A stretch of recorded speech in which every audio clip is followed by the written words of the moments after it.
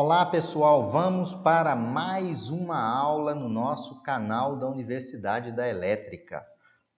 A nossa aula é a aula A279, que é a capacidade de interrupção de curto-circuito em disjuntores termomagnéticos. Então essa aula visa mostrar para vocês a importância de calcular a corrente de curto-circuito e de fazer a especificação do disjuntor de forma adequada. Então vamos para a nossa aula. Então a nossa aula, como eu já tinha comentado, é a capacidade de interrupção de curto-circuito de disjuntores termomagnéticos.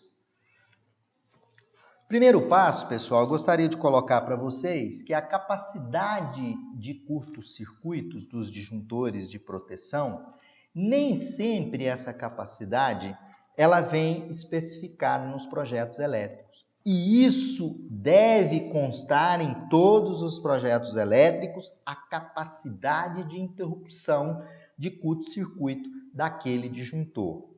A capacidade de interrupção de curto-circuito de um disjuntor, pessoal, ela representa o valor de corrente de curto-circuito que o fabricante do disjuntor assegura que o mesmo pode suportar sem sofrer avarias. Então, cada disjuntor tem, ou seja, o fabricante especifica qual é a corrente de curto-circuito que ele suporta sem que ocorra alguma avaria. Porém, se tais valores de curto-circuito forem suportados, ou seja, não forem superados na ocorrência de um curto-circuito, o respectivo disjuntor de proteção, ao invés de manter a integridade da instalação, ele pode aumentar os danos físicos nessa instalação. Ou seja, isso significa quando você especifica um disjuntor para um determinado valor de curto-circuito e ocorre um curto-circuito no valor superior ao suportado pelo disjuntor. Isso vai poder até colocar em risco as suas instalações elétricas, colar os terminais do disjuntor, mantendo a destruidora corrente de curto-circuito.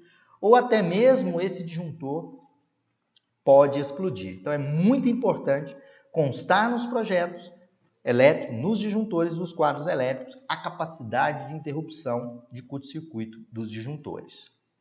Bom, então, pessoal, a corrente de curto-circuito, ela vai depender do transformador que alimenta a instalação, ou do transformador da cabine primária, ou o transformador que está no poste da concessionária de energia elétrica. E vai depender também, essa corrente de curto-circuito, do comprimento dos cabos, desde o seu quadro elétrico até este transformador.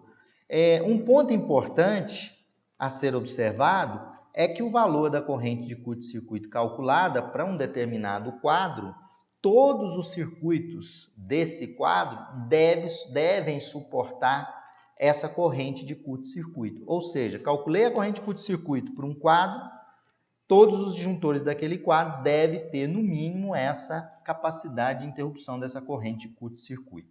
A corrente de curto-circuito muito importante, que é a corrente de curto-circuito presumida, que nós vimos na aula A278, ela é definida nas tabelas das concessionárias. Vocês podem observar aqui, que depende do transformador. Se a gente pegar, exemplo, um transformador de 75 kVA, a corrente de curto-circuito dele é 3.3.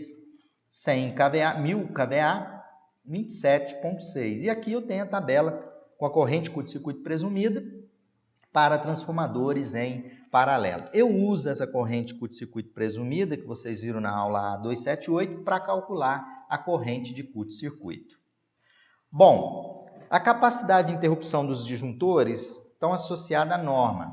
Então, nós temos a norma IEC 60947, ela define como ICU a capacidade limite de interrupção de curto-circuito. Essa que nós temos que olhar no disjuntor. O IAS representa a capacidade de interrupção do curto-circuito. O IEC, a família IEC, ou seja, a norma IEC 60898, ela define que o ICU é igual ao ICN, né? Fixando os valores de ICU entre 1,5, 3, 4,5, 6, 10, 15, 20 e 25 kVA. Então, tem que olhar a norma do disjuntor, né? Olhando a norma, você tem a capacidade de interrupção desse disjuntor. Aqui eu trago um exemplo, um disjuntor que trabalha na norma IEC 60947, trabalha com essa norma aqui. Disjuntor Siemens, 16 amperes. Qual a capacidade de interrupção para 220? Está aqui, ó, capacidade de interrupção 4,5 kA. Bom, a capacidade de interrupção do disjuntor ICU, ela deve ser maior do que o IK presumido, que é aquela corrente de curto-circuito que você calculou na aula A278. ICU maior do que aquela corrente calculada. Então, assim, a gente encerra a nossa aula e fiquem ligados no canal da Universidade da Elétrica.